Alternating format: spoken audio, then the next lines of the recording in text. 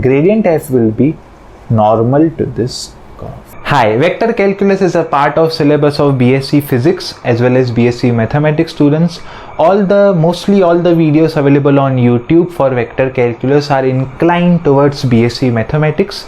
So in this playlist, I will incline the vector calculus to the physics, and I will cover animations, working models of vector calculus and much more things. So consider subscribing as well as join my Telegram group. I am personally active there, link is in the description. Hi, in this video we will be covering the concept of gradient in much detail, as well as we will cover the complete concept of gradient, right starting from the derivatives till the final concept. And believe me, gradient is just not a product. It is much more behind the being called as a product of some function. Okay, and also in this video I will explain the things from the perspective of a physicist. Gradient is just considered as a mathematical tool and is used in calculating equations and all, but no, gradient is much far behind that. So let's start.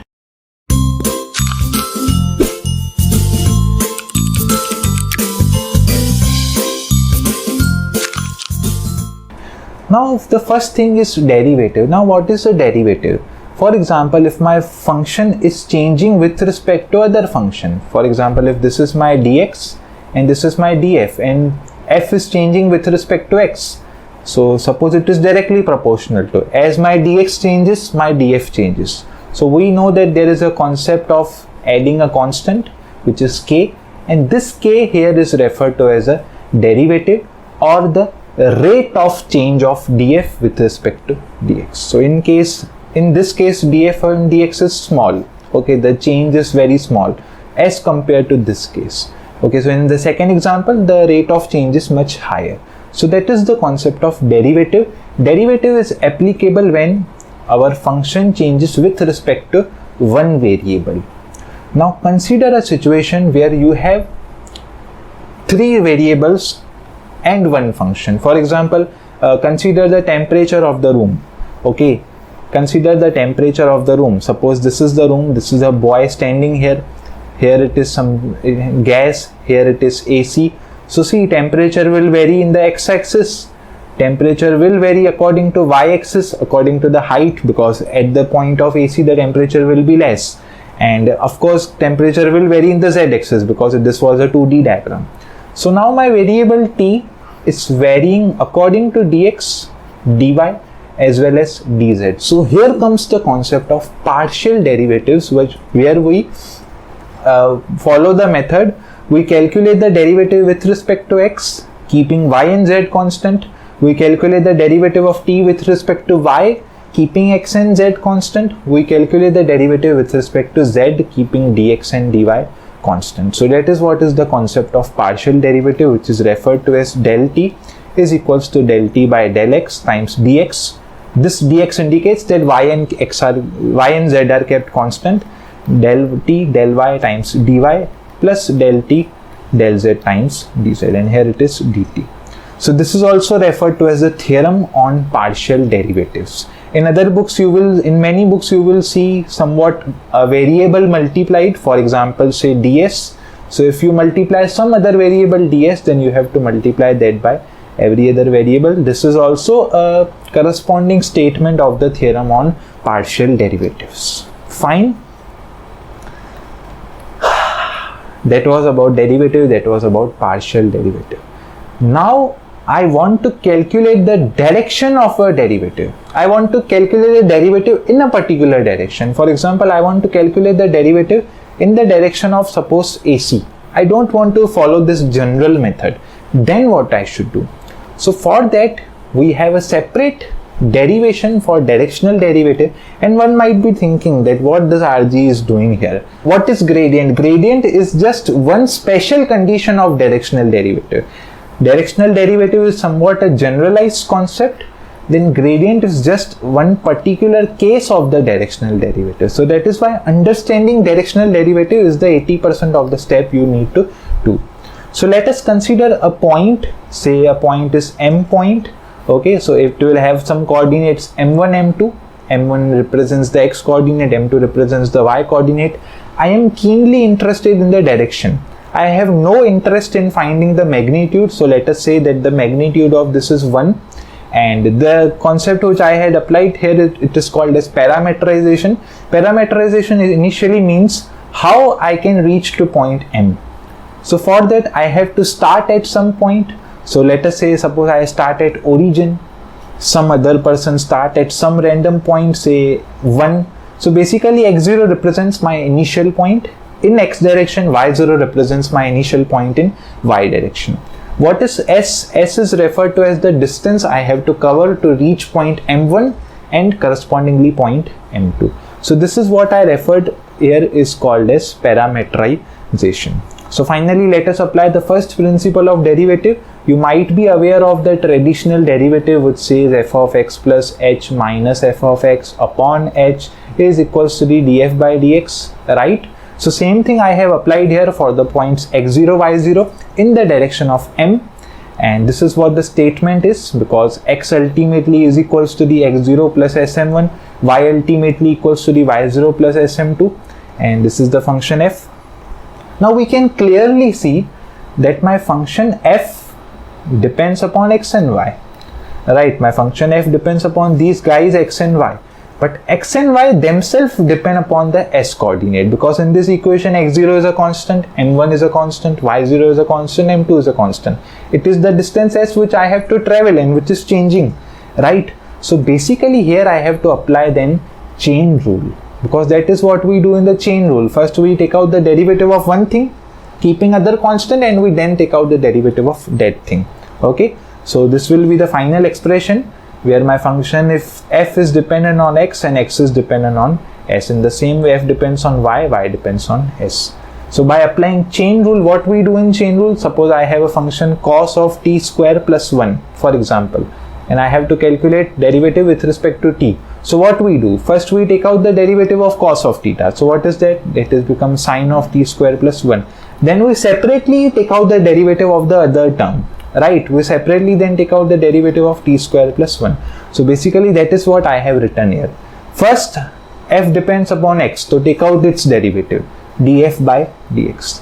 What is remaining x? It is remaining x and s, so then take out their derivative with respect to s, and same logic applies to y. And this is what I had written previously, which is called as theorem on partial derivative. This is the same thing. Okay, let's proceed ahead. And finally, if you notice, dx by del x by del s and del y by del s will give me m1 by m2. If you differentiate this equation with respect to s, see this is x0, it is a constant, it will vanish. Derivative of s, del by del s m1, and here I have to apply chain rule, del by del s s. So this will be 0 because m1 is a constant. So finally this will be 1, so here I will get m1, and in the below equation I will get m2. So basically this is my m1, this bracket, and this bracket is my m2. So I will get this. Now can I say that this equation is somewhat equivalent to this? If I take a dot product of these two things, will I get the same thing? Think mathematically. In dot product, I cap dot I cap will become 1. So what I will get? I will get del f by del x m1 plus del f by del y m2. And this is what I have got here. So basically, if this answer is possible, yes, it is possible. So can I say that my directional derivative is my dot product of this thing?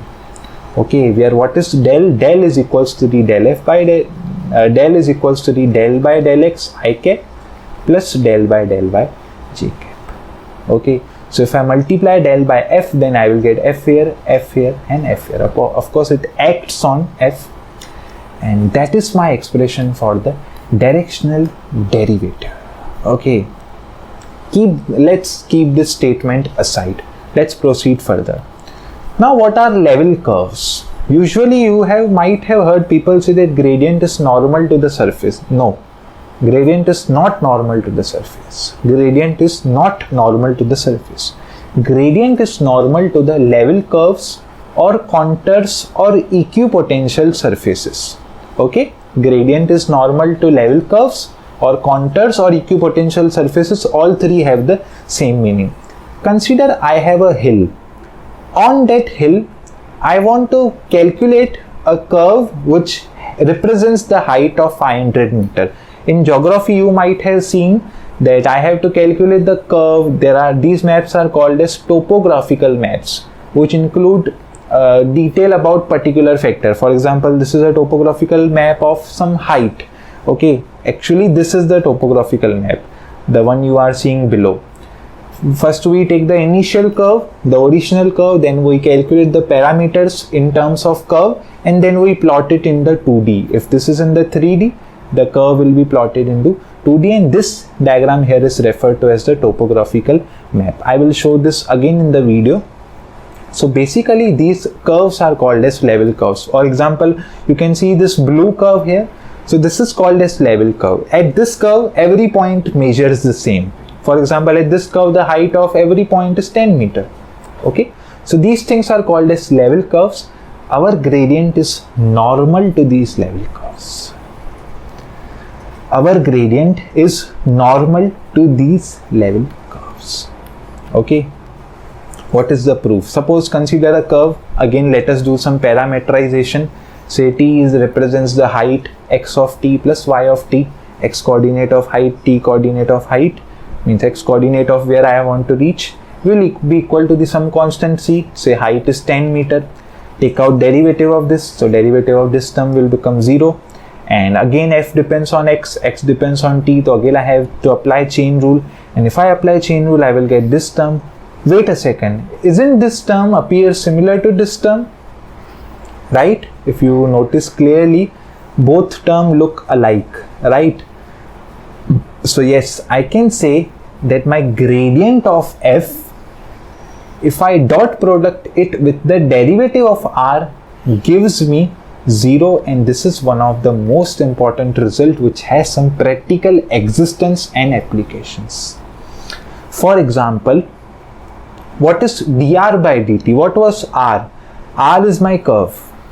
R is my parameterization equation of the curve, right? So if r is the equation of the curve, then what is dr by dt? So derivative, what does derivative represents? Derivative represents a tangent to the curve, right? A slope to the curve. So suppose this is my curve and this is my dr by dt. This line here represents my dr by dt. So what will be del f then? What will be gradient f then? Gradient f will be normal to this curve. That is what means by dot product is 0. When dot product is 0, things are perpendicular to each other.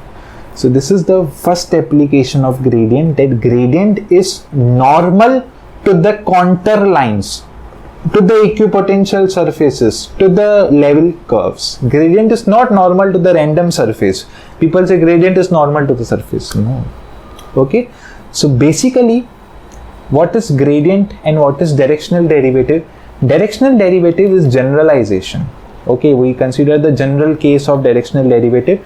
In directional derivative, we have a term of cos theta also. But if I consider my theta to be equal to 0, if my theta is 0, then what is cos of theta? Cos of 0 is equals to the 1, right? So if cos of 0 is equals to the 1, okay, so can I say that if this becomes 1, then this equation will become maximum? Yes, I can say, because the maximum value of cos theta is 1. So if this is 1, and also r I considered to be 1, if you see, I was not interested in the magnitude. So basically, gradient is the one condition where theta is equals to the 0, and the change in the thing, in the parameter which I have considered, is maximum. That is what is the meaning of the word gradient. Basically, this is the gradient. How I got this? When I made theta is equals to the 0, that means I am moving in the direction of the r, and this is the thing. I got this from this term. Okay. So let us see the gradient and the other things from the different perspective. Okay. So by theorem on partial derivatives, I know this is true, right? I have explained this 3 times in this video. But what is this? This is also actually a reminiscent of the dot product, right? If this is true, then if I take out dot product of this, then I get these terms, right? Okay. So what this essentially means? This is essentially this is the second way of deriving things. From here onwards, I will show you the things from a different perspective. Okay, this is the second method. And finally I got this, and this is referred to as a gradient of t. All I have done previously, but I had followed the way of directional derivative because that is the actual way of academic understanding. Okay, now finally let us do some conclusions. I have covered a lot in this video. What is delta t? It is a vector. Vector has some magnitude, vector has some direction. So what is direction? See, what is derivative? Derivative represents slope, and gradient ultimately is a derivative only, right? If you see the terms, it represents derivative only. So definitely it will represent the slope, but it represents the steepest slope. It represents the steepest slope which is possible.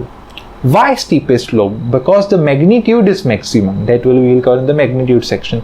Consider I have this thing, okay, which I got in the directional derivative derivation. Consider I have this thing, which again I got in the directional derivative derivation. Now this points in the direction of maximum increase on the function. For example, if I consider my theta to be 0, okay, and I have dr. What is dr? Dr is just any line along the curve, or it represents a curve only. So just I have to search for that point where change is maximum. So that will be the direction of dr. That will be the direction of delta t, because theta is considered to be 0 in gradient. And when theta is 0, this becomes maximum. If this becomes maximum, so this becomes maximum. If this is maximum, then gradient is the maximum.